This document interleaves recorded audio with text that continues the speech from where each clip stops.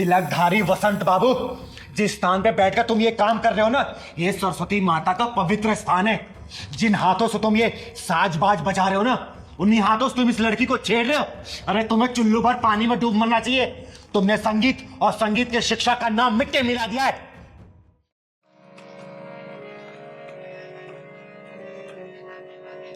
प्रणाम गुरुदेव।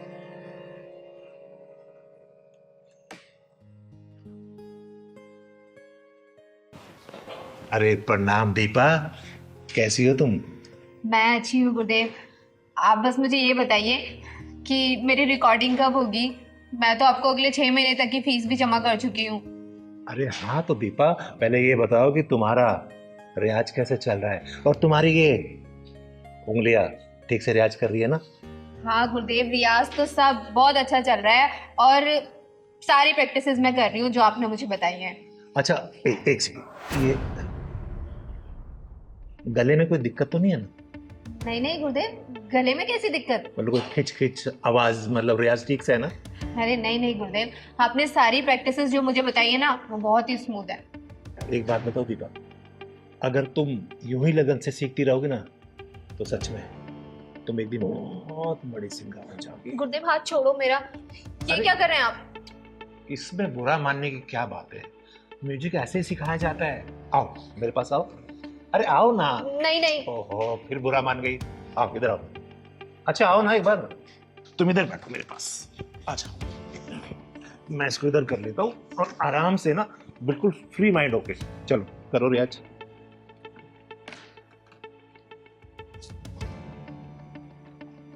अरे बेटा, इसको सुनो, इधर दिखाओ, हाथ दिखाओ। ऐसे उंगली पकड़ो और ऐसे। हाँ गुरुदेव, वही तो कर रही हूँ आप मुझे, लेकिन बजाने कहाँ दे रहे हैं आप? बार बार मेरा हाथ ही पकड़ ले रहे हैं। अच्छा ठीक है, इस वाले हाथ से बजाओ। गुरुदेव मैं लेफ्टी नहीं हूँ, मैं राइट हैंडेड ही हूँ। अच्छा ठीक है, बजाओ।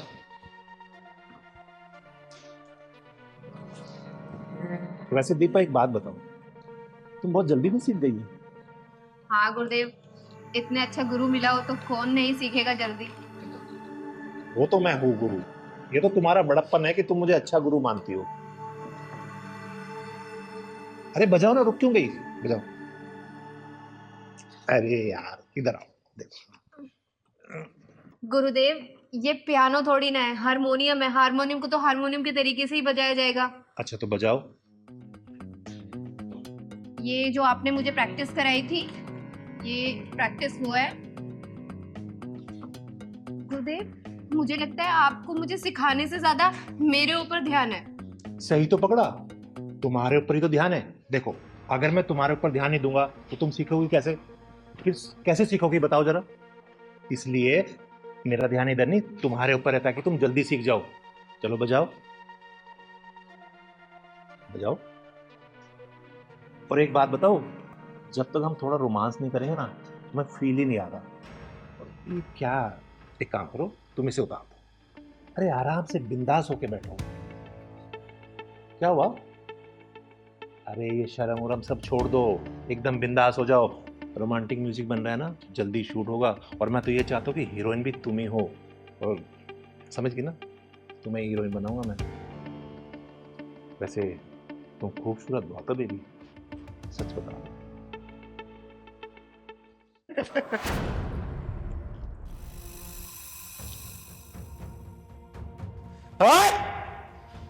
मैं आई तो थी तुझे कॉलेज के एनुअल कॉन्ट्रैक्ट देने के लिए, लेकिन मुझे लगता है तेरी मौत का कॉन्ट्रैक्ट ये चिंगारी साइन करेगी। दीदी अच्छा आप टाइम से आ गई, वरना न जाने ये मेरे साथ क्या करता। तो चिंता मत कर बेटा, चिंगारी राइट टाइम पे राइट जगह ही पहुंचती है। तिलकधारी वसंत बाबू, बहुत नाम सुना है तेरा मैंने कि तू बहुत बड़ा म्यूजिक टीचर है। सोचा था मेरे बच्चों का भविष्य ना तेरे हाथों में आएगा तो उज्जवल होगा, बहुत बड़े सिंगर बनेंगे ये। लेकिन तू म्यूजिक टीचर और संगीत के नाम पे कलंक है, कलंक। अरे दीदी ऐसी कोई बात नहीं, मैं तो इसे म्यूजिक सिखा रहा था, पता नहीं क्यों बुरा मान गई। मैंने कोई गलत किया तुम्हारे साथ? नहीं नहीं दीदी, ये झूठ बोल रहा है। ये रोजाना मेरे साथ ऐसी उठपटांग हरकतें करता रहता था, लेकिन आज तो उसने हद ही पार कर दी। साले, गुरु और शिष्य का रिश्ता बहुत ही पवित्र होता है, एक गरिमा होती है उसकी। लेकिन तूने ये हरकत करके ना गुरु नाम को कलंकित कर दिया है। अरे भरोसा उठ जाएगा लोगों का गुरु नाम से। देखो दीदी, जैसा आप सोच रही है वैसा नहीं हो। पता नहीं मुझे क्या हो गया, बस मैं इसकी खूबसूरती देख के भटक गया। अच्छा, इसकी खूबसूरती देख के तू भटक गया था। एक काम कर, देख मेरी खूबसूरती और जरा भटक के दिखा ना। आ दिखा। दीदी मैं मान तो मेरे से गलती हो गई, बोल रहा हूँ ना आपको, आज के बाद मैं हर शिष्य को अपनी बहन मानूंगा। देख तिलकधारी वसंत बाबू, तो ब्राह्मण कुल से आता है, इसलिए तेरे ऊपर हाथ नहीं उठा रही हूं, वरना अब तक तुझे चीर के रख देती। समझा? पहली और आखिरी दफा वार्निंग दे रही हूं, आज के बाद से तूने ऐसी घिनौनी हरकत की ना, तेरे इस हारमोनियम के साथ ही ना तेरी कब्र यहीं खोद दूंगी। समझा? और सुन बेटा, आज के बाद से इस साले के पास से संगीत सीखने की कोई जरूरत नहीं है, ठीक है? और तो सुन, तू जहां जाए जिस स्कूल में जाके पढ़ाता है ना, सब कॉन्ट्रैक्ट कैंसिल कराऊंगी मैं। समझा? चल। दीदी ऐसे मत करो, मेरे बाल बच्चे भूखे मर जाएंगे। तेरे बाल बच्चों को पता भी तो चलना चाहिए कि उसका बाप क्या कर रहा है। चल बेटा। तो मैं माफी मांग रहा हूँ ना आपसे दीदी। माफी अपने जेब में रख।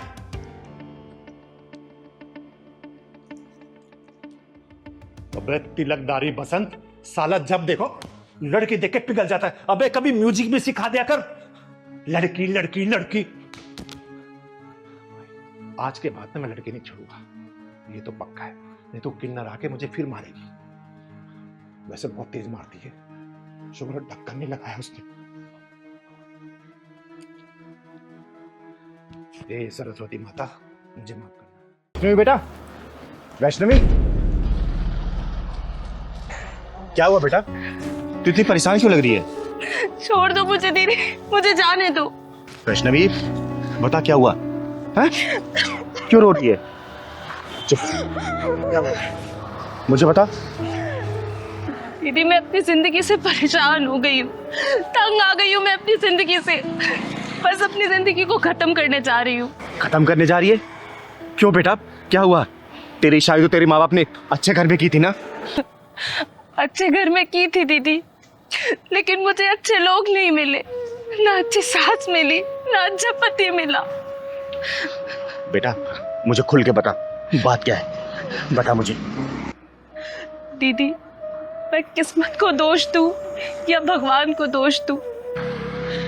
आज मेरी शादी को 5 साल हो गए हैं, लेकिन भगवान ने आज तक मेरी गोद सूनी रखी है। आज तक मुझे कोई बच्चा नसीब नहीं हुआ दीदी, कोई बच्चा नसीब नहीं हुआ। और इसी का ताना मैं अपने पति से सुनती हूँ, अपनी सास से सुनती हूँ, कभी बांझ कहलाती हूँ तो।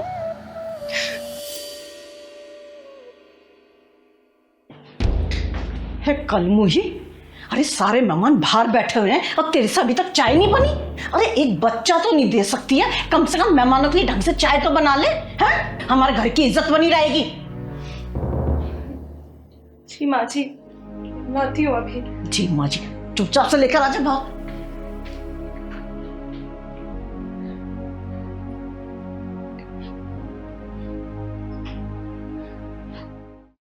अरे कलमुही कहाँ मर गई? भूखा मारेगी आज हमें। ये लीजिए माँ जी, खाइए, ये लीजिए। ए, तेरा दिमाग खराब हो गया क्या? मेरे बराबर में बैठेगी? नीचे बैठ, नीचे बैठ। पर माँ जी। क्या माँ जी, सुनाई नहीं दे रहा क्या बोल रही हैं वो? एक बच्चे का सुख तुमसे दिया नहीं जा रहा, हमारी बराबरी करोगे तुम? नीचे बैठ, नीचे बैठती हो, बैठ।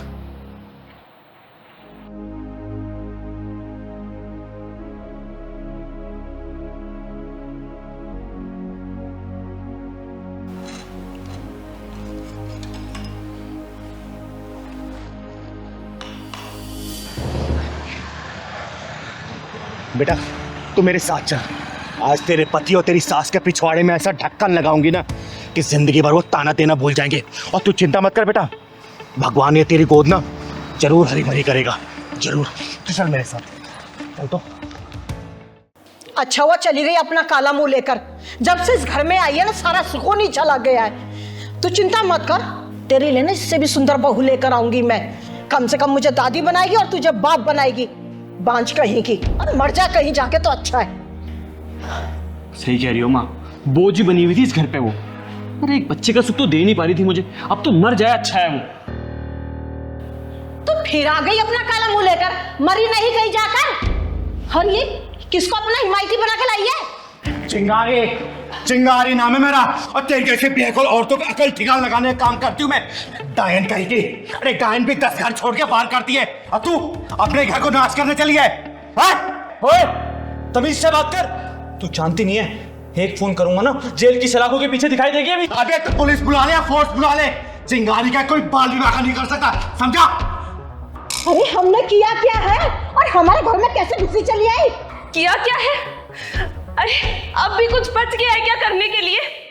ये बताइए कि आप लोगों ने क्या नहीं किया है। माँ जी, आपको मैंने कितना प्यार किया था, कितना सम्मान दिया, कोई कसर नहीं छोड़ी आपकी सेवा में, और आपने क्या किया मेरे साथ? मुझे 5 का नाम दे दिया।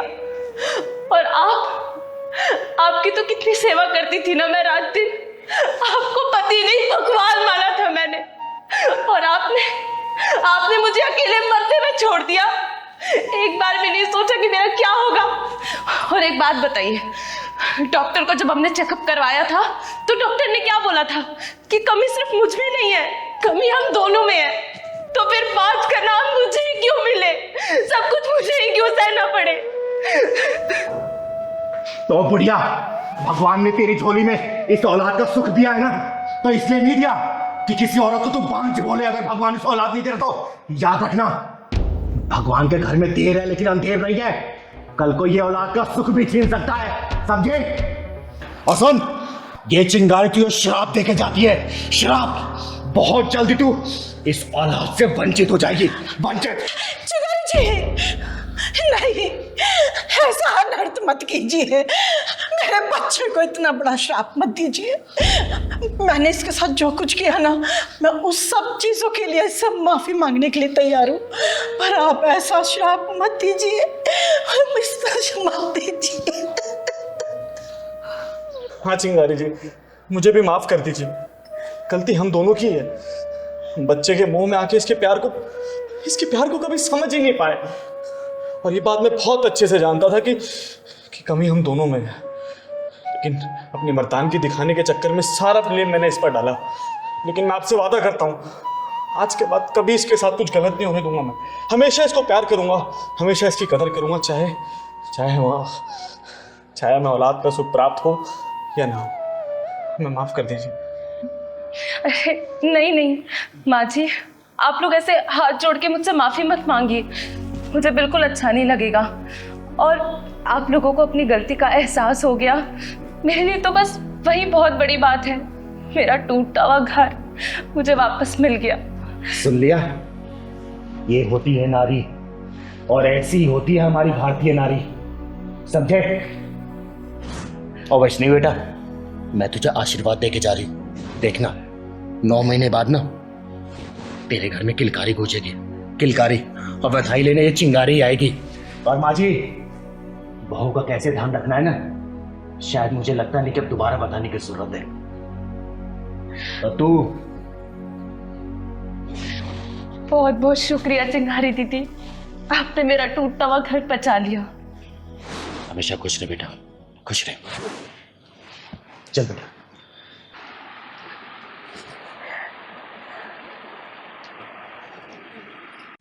और इंस्पेक्टर, डंडा नीचे रख।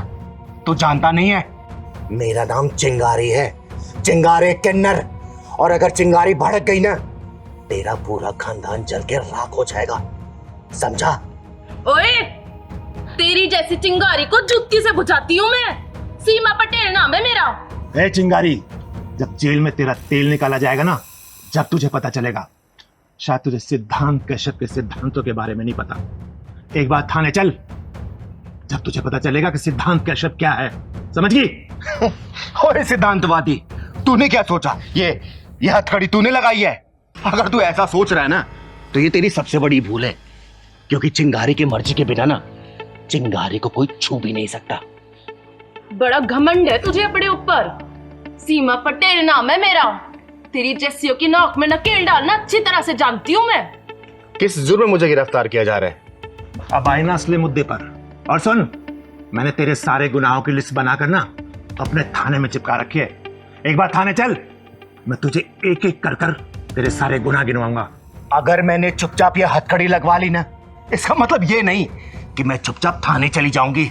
पहले ये बता, किस जुर्म में गिरफ्तार किया है मुझे? पूरी 25 एफआईआर दर्ज है तेरे खिलाफ। जिन जिनको तूने मारा है ना, और जिनके तूने हाथ पैर तोड़े, उन सब ने तेरे खिलाफ रिपोर्ट कराई है थाने में। समझ गई ना? अब तेरी सारी दादागिरी निकलने वाली है। सीधी तरह चल रही है या फिर पुलिस ये हथकंडा अपनाऊं मैं?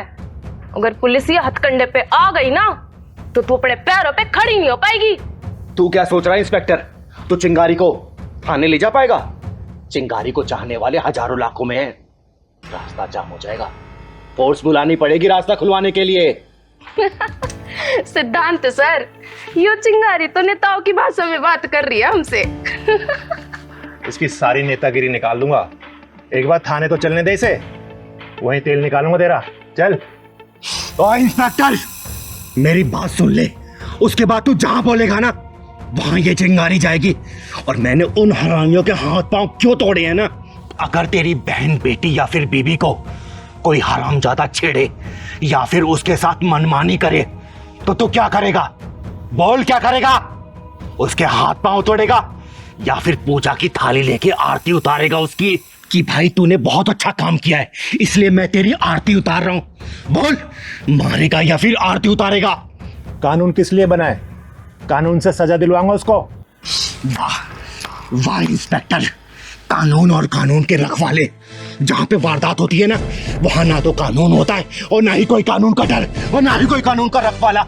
वहां पे होती है डरी हुई, सहमी हुई, घबराई हुई लड़की और हवस से भरे सुअर आराम के पिल्ले।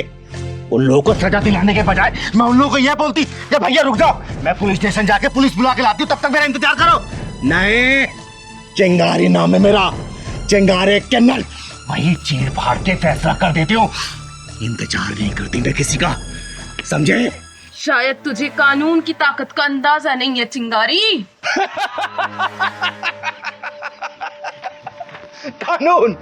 कानून की ताकत से अच्छी तरह वाकिफ है ये चिंगारी। कानून एक मकर जाल की तरह है जिसमें सिर्फ छोटे मोटे कीड़े मकोड़े फंसते हैं और बड़े जानवर उस कानूनी मकर जाल को तहस नहस करके निकल जाते हैं। और किस कानून की बात कर रहा है इंस्पेक्टर तू?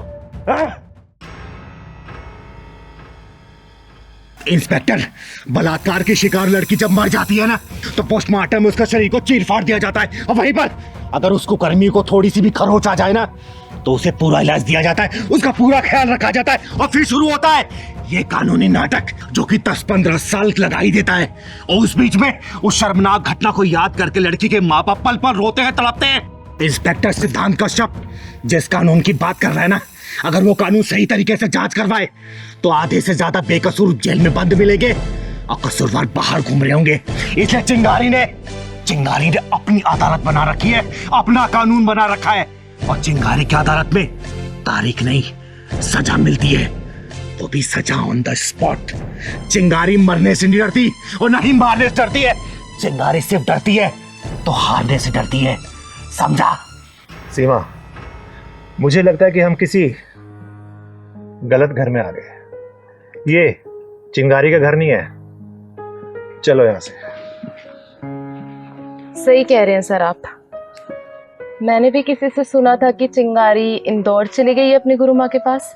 तुमने एकदम सही सुना, चिंगारी इंदौर में ही है। चलो।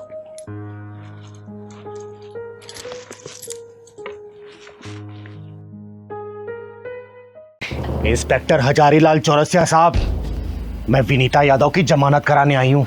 चिंगारी, पहले तो अपने दिमाग में अच्छी तरह ये बात डाल ले कि ये तेरा घर नहीं, मेरा पुलिस स्टेशन है और यहाँ तेज आवाज में बात करने का मतलब मैं तुझे भी हवालात में डाल सकता हूँ। और हाँ, तेरी जानकारी के लिए बता दूँ, ये इंस्पेक्टर हजारीलाल चौरसिया थोड़ा दिमाग से हिला हुआ है। अगर विनीता यादव को हवालात से बाहर नहीं किया गया ना तो जो थोड़ा सा हिला हुआ है ना पूरा हिला के रख दूंगी मैं। अरे विनीता ने ऐसा कौन सा जुर्म किया है जो तूने उसको हवालात में बंद कर रखा है?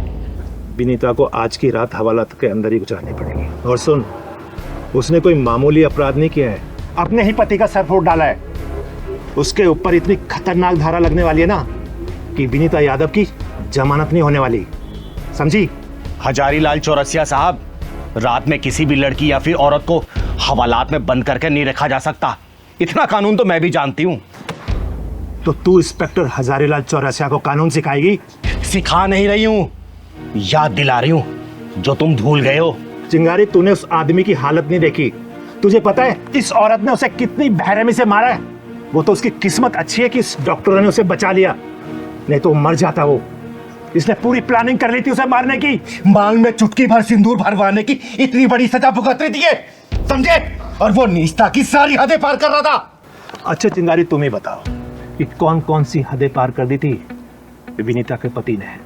इसके प्राइवेट पार्ट में बियर और शराब डालता था वो कमीना, सिगरेट से इसके नाजुक अंगों को जलाता था और प्राकृतिक मैथुन करवाता था इसे। और जब ये मना करती थी ना, बेल्ट और डंडों से मारता था ये। एक रात की तो बात है, अपने 2 दोस्तों को लेके आए वो और बोला तुझे खुश करना उन दोनों को।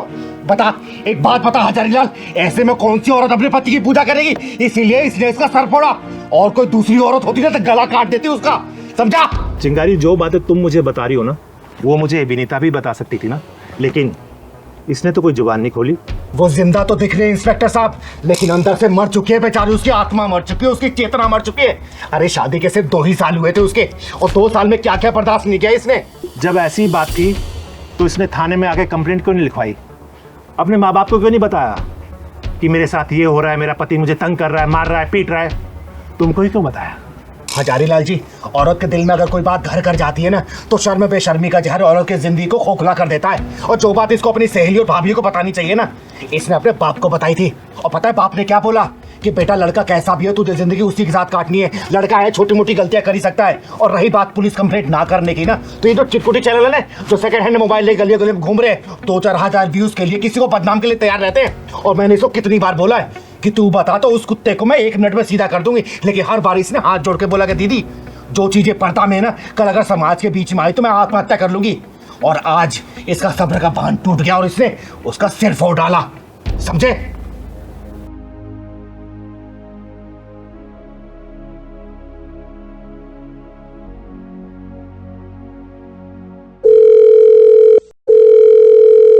वकील साहब, हम बोल रहे हैं इंस्पेक्टर चौरसिया। अरे चौरसिया साहब, आपने अपने परम शत्रु वकील को कैसे याद कर लिया आज?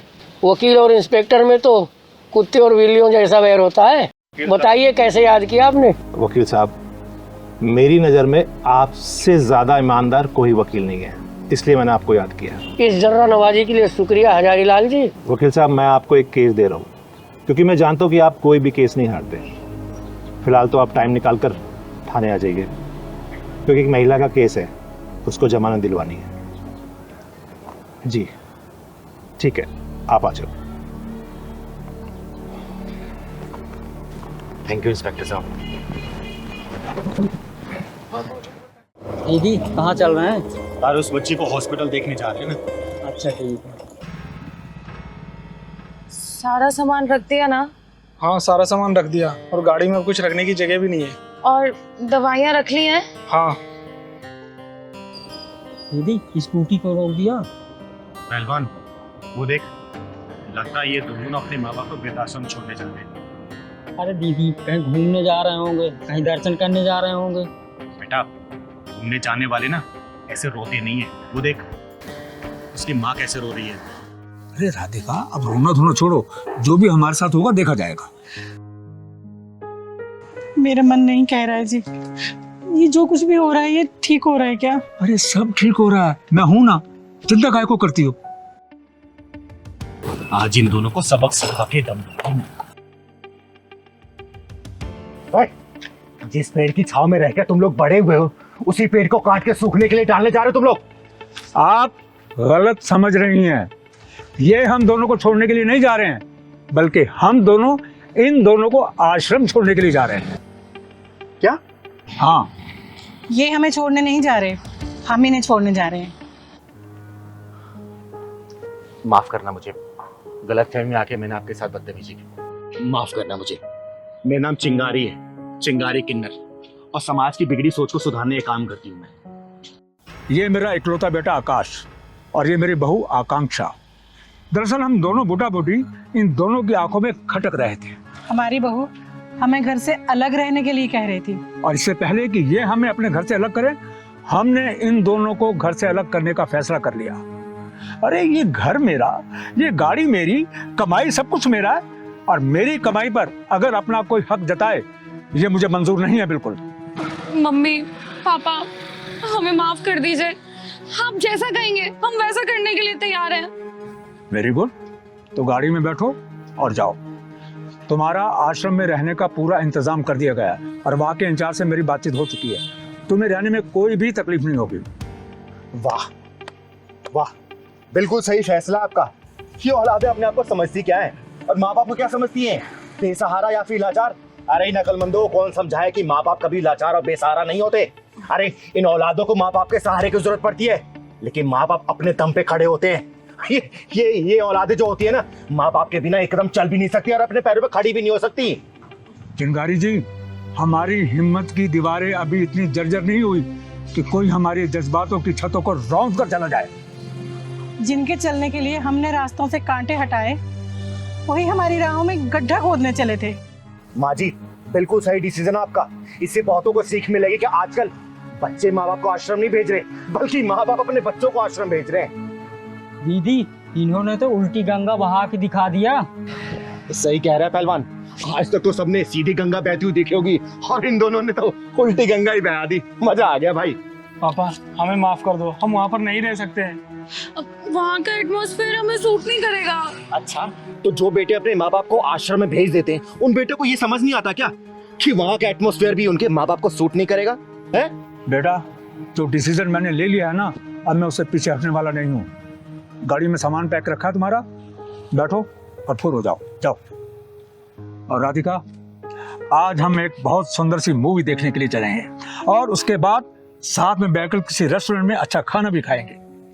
अभी तक हम अपने बच्चों के लिए जीते रहे हैं और अब हम अपने लिए जिएंगे। पैसा अपने ऊपर खर्च करेंगे राधिका। हाँ चिंगारी जी, आपका बहुत बहुत शुक्रिया कि आप हमारी तरफ से बोली। बहुत बहुत शुक्रिया चिंगारी जी। इसमें धन्यवाद की कोई बात नहीं है। आप लोगों ने जो पहल की है ना, देखना समाज बहुत हद तक सुधरेगा। और हाँ, आज तक तो माँ बाप को वृद्धाश्रम जाते हुए देखा होगा ना, इस बार जरा तुम लोग एक्सपीरियंस करके आओ, समझे? चल पहलवान।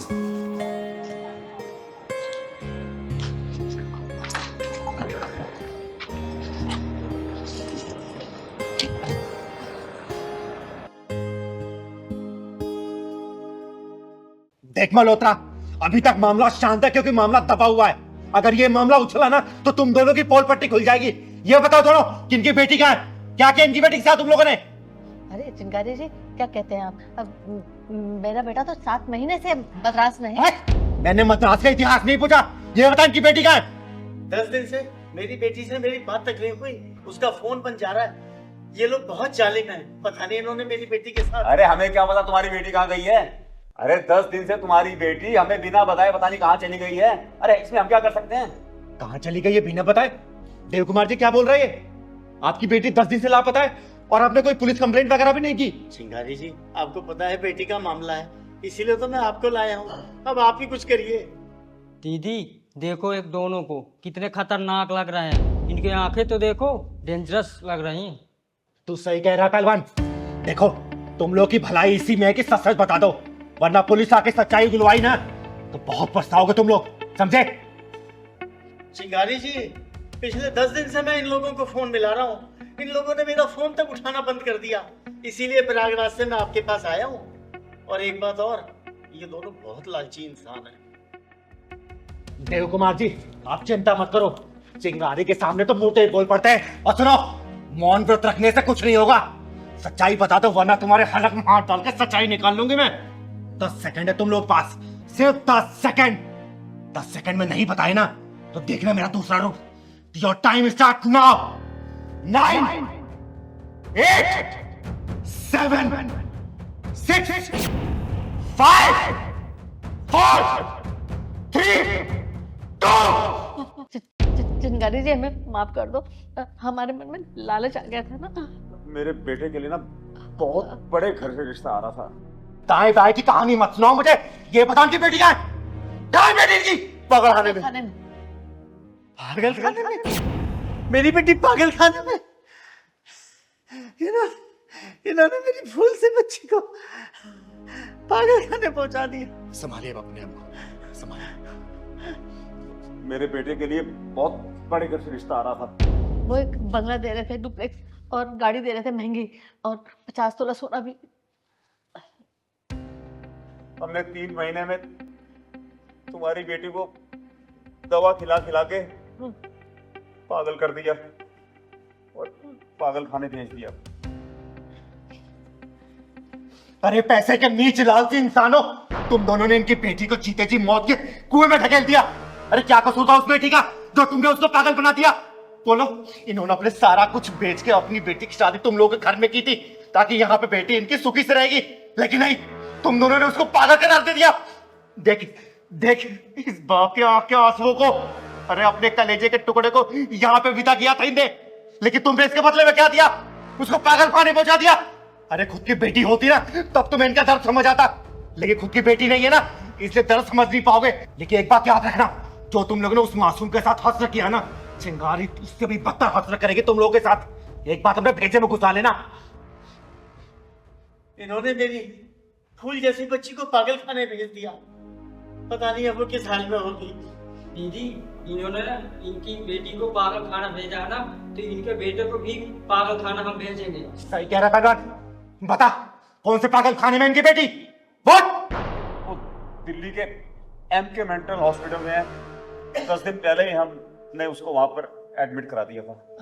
हमें माफ कर दो, हम ले आएंगे अपनी बहू को, हम उसका इलाज कराएंगे और उसको ठीक कर देंगे। आप यकीन करो। बिल्कुल ठीक कर देंगे अपनी बहू को, हम बिल्कुल ठीक करवा देंगे। अगर तुम्हें पैसे ही चाहिए थे तो मैं तुम्हें मुझसे बताते सब कुछ दे देता। आखिर मेरे बाद सब कुछ मेरी बेटी का ही तो है। मैं अपने को बेच के भी तुम्हारे लिए पैसे ला देता। मेरी फूल जैसी बच्ची के साथ ऐसा तो ना करते। देख मल्होत्रा, माफी मांगने से मामला यहाँ दबेगा नहीं। अब तो ये मामला पुलिस पे पहुंचेगा। पुलिस वाले जब तुम्हारे पिछवाड़े में डंडा घुसेड़ेंगे ना, तब तुम्हारी अकल ठिकाने आएगी। पहलवान, पुलिस का फोन कर। नहीं चुप, फोन कर। नहीं दीदी, नहीं दीदी।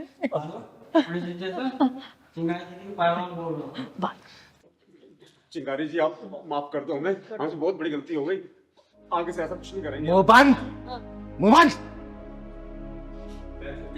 गलती हो गई दीदी, गलती हो गई दीदी, माफ कर दो। तुम लोगों को मौका दूंगी नहीं। तुम लोगों को जब जेल में डाल कर ठुकाई करवाऊंगी ना, तब तुम लोग अकल ठिकाने आएगी। आप बोलो, आपकी बेटी मेरी बेटी जैसी, मैं वापस लाऊंगी। अरे दीदी माफ कर दो दीदी, मैं लेकर आऊंगी।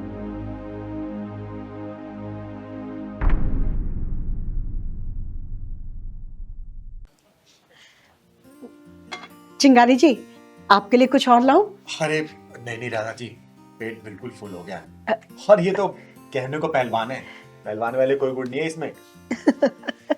तो फिर एक एक कप कॉफी हो जाए? हाँ, कॉफी चलेगी। हाँ। लेकिन थोड़ी चीनी कम। माँ जी, मेरी वाली कॉफी में ना थोड़ा चीनी ज्यादा डाल देना। हाँ बिल्कुल बिल्कुल। माँ जी, आपके बेटे बहू नजर नहीं आ रहे। चिंगारी जी, आपके आशीर्वाद से ना मेरी बहू की गोद भर गई, इसलिए मैंने उनको ना वैष्णो देवी दर्शन के लिए भेजा है। बस आते ही होंगे। लो आ गए वो। नमस्ते मम्मी। नमस्ते मम्मी जी। आ गए आप दोनों? माता रानी के दर्शन अच्छे से हुए ना? हाँ माँ, बहुत अच्छे से दर्शन हुए हैं। ये किन्नर को घर पे क्यों बिठाया हुआ है और खाना भी खिलाया हुआ है? खाना खिला दिया ठीक है, लेकिन ये बर्तन अलग कर देना, इनमें खाना नहीं खाएंगे हम। कैसी बातें कर रहा है रितेश? ये वही चिंगारी जी हैं जिनके ताबीज से ना मेरी बहू की गोद भरी है।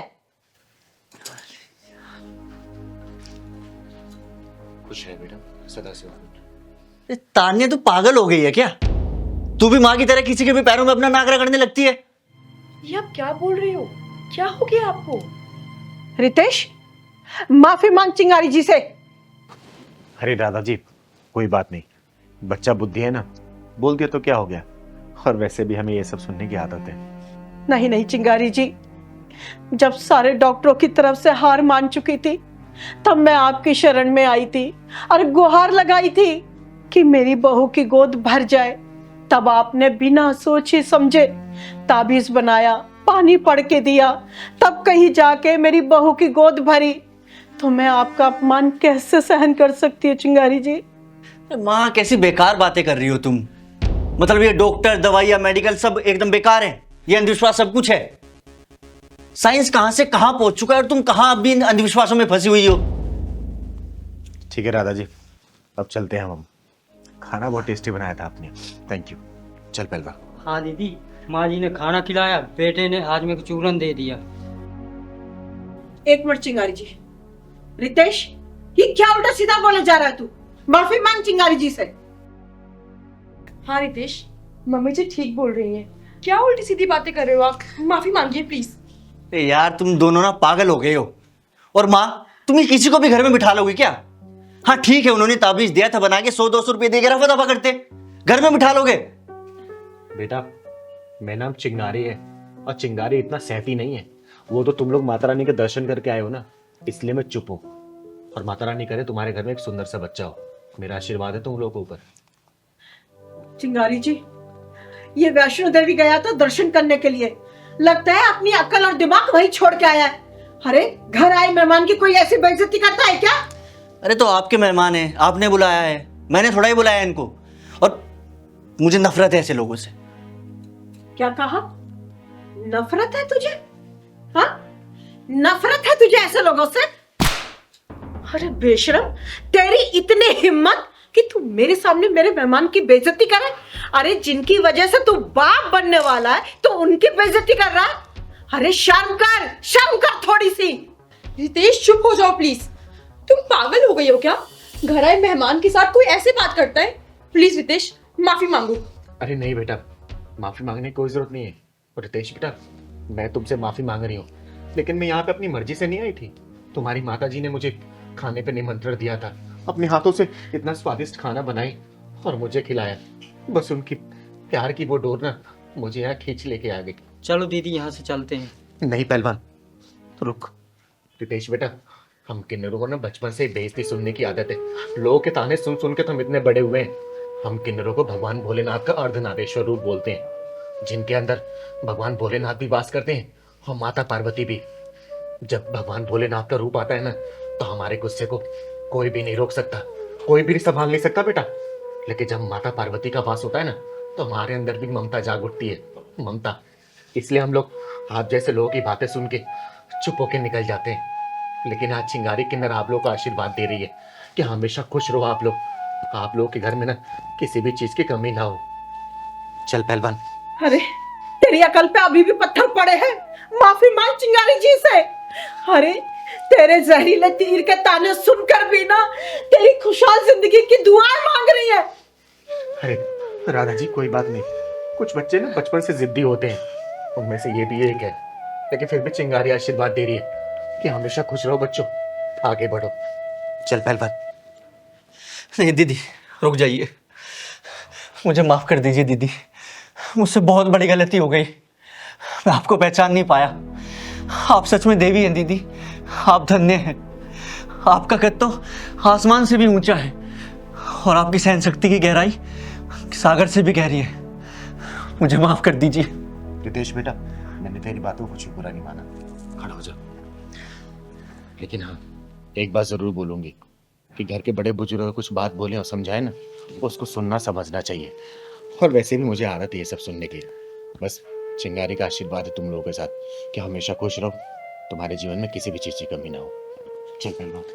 ठहरिए दीदी, हम माता रानी के दरबार से आए हैं, माता रानी का प्रसाद तो खा कर जाइए। हाँ दीदी, प्रसाद जरूर लेकर जाइए। अरे प्रसाद के लिए तो दुश्मनी मना नहीं करता। हाँ वैसे भी ये तो मेरा घर है। ला बेटा, ले गया। भैया अब तो नहीं बर्तन अलग करोगे? अरे भैया, अब तुमसे भी माफी मांग लेता हूँ, ऐसा तो मत बोलो।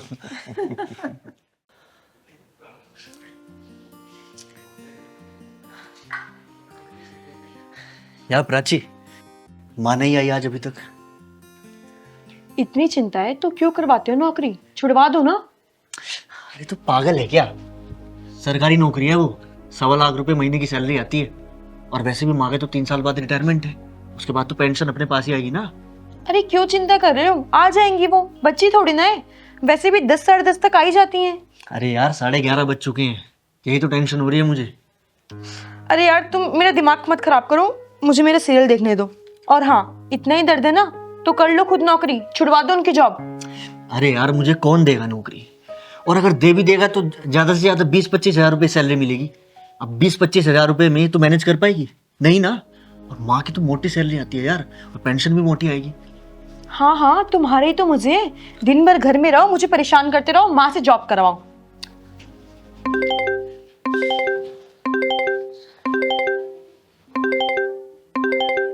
चिंगारी किन्नर? अच्छा, तो किन्नरों से भी फ्रेंडशिप चलने लगी आजकल। तो बावली है क्या, क्या बोल रही है यार?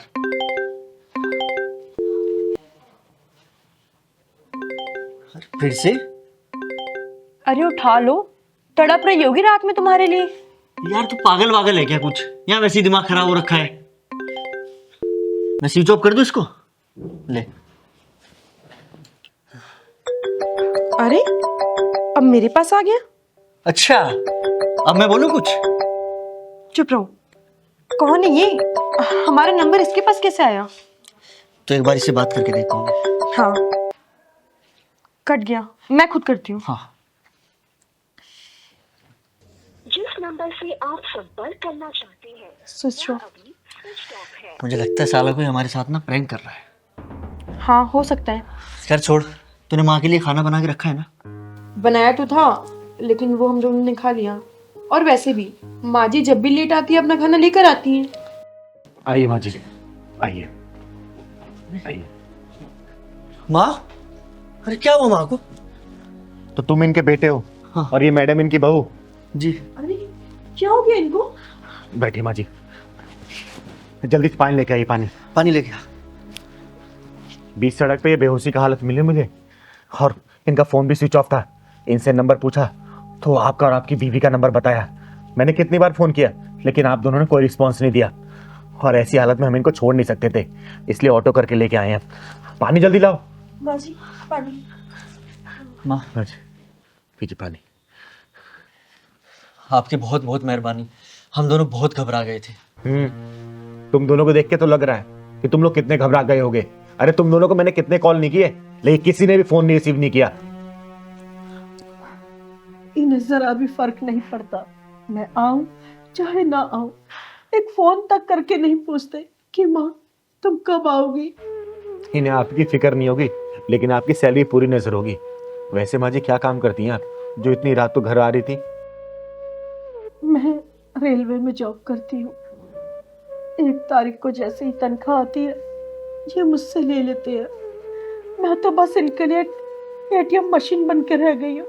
अरे बेशर्मो, शर्म आनी चाहिए तुम दोनों को। कब तक इनका खून नहीं छोड़ के इनके पैसे पे ऐश करते रहोगे, नालायको। अरे वो तो शुक्र मनाओ कि हम दोनों रास्ते से गुजर रहे थे और इनकी हालत हमने देखी। कोई बस या ट्रक वाला इनको रौंद के चला जाता, फिर क्या करते तुम लोग, बोलो? चिंगारी जी, मेरे मरने से इन लोगों को कोई दुख नहीं होता। अरे उल्टा तो इनकी चांदी हो जाती। मेरी सैलरी, मेरा बीमा क्लेम, मेरा फंड सब इनको मिल जाता। इन्हें क्या दुख होता मेरे मरने का। ऐसा तो मत बोलो माँ। माँ जी प्लीज ऐसे मत बोलिए, मैं इनको भेजने वाली थी आपको देखने के लिए। अरे नालायको, चुप रहो। कितना झूठ बोलोगे? अरे तुम लोगों ने इतना भी जानने की कोशिश नहीं की कि एक नंबर से बार बार दोनों के नंबर पे फोन आ रहा है, कम से कम उठा के बात तो कर ले। वो तो मेरा फोन स्विच ऑफ हो गया, नहीं तो तुम दोनों का फोन पे उतार दी होती मैं। दीदी हमने सोचा कि वो फ्रेंड कॉल है। हाँ दीदी, हमें ऐसा ही लगा, इसलिए हमने कॉल रिसीव नहीं की। अरे नालायको, कभी सोचा तुम लोगों ने, जब बच्चा छोटा होता है ना तो माँ बाप परेशान हो जाते हैं जब वो समय पे घर पे नहीं पहुंचता, लेकिन वही जब बच्चा बड़ा हो जाता है ना और माँ बाप थोड़ी देर के लिए अगर बाहर निकल जाते हैं तो उसके शक्ल में परेशानी नहीं दिखती। बच्चा तो अपनी मौज मस्ती में रहता है। ये मत भूलो, ये तुम्हारा आने वाला कल है। कल को तुम इसी पड़ाव में आओगे, और तुम्हारा बच्चा भी अगर तुम्हारे साथ ऐसा व्यवहार करेगा ना तो तुम लोग अपने आप को बर्दाश्त नहीं कर पाओगे, समझे? और माँ की कद्र करना सीखो। जिसकी माँ नहीं है ना उससे पूछना कि माँ की कद्र क्या होती है, माँ की वैल्यू क्या होती है, माँ की प्रेजेंस क्या होती है लाइफ में। लेकिन तुम्हारी जब माँ है ना तो माँ की कद्र ना समय पे कर लो। कल को ये माँ नहीं रहेगी ना तो तुम लोग अपना सर पीटते रहोगे, लेकिन माँ ये कभी वापस नहीं आएगी, समझे इस बात को? हमें माफ़ कर दो, हमसे बहुत बड़ी गलती हो गई और आपकी बहुत बहुत मेहरबानी कि आप हमारी माँ को घर तक ले आए। और हाँ दीदी, आज के बाद किसी भी अननोन नंबर से कॉल आएगा ना तो हम लोग ज़रूर रिसीव करेंगे। माँ जी, मुझे माफ़ कर दीजिए, ऐसी गलती दोबारा कभी नहीं होगी और हम आपका पूरा ध्यान रखेंगे। अपनी माँ की सेवा करो और कुछ दिनों तक ना इनको ड्यूटी जाने से मना करो, समझे? और किसी अच्छे डॉक्टर को दिखाओ इनको। ठीक है माँ जी, अपना ख्याल रखिएगा। मैं चलती हूँ। नमस्ते। चल पहलवान। और हाँ, कल मैं आऊंगी, याद रखना।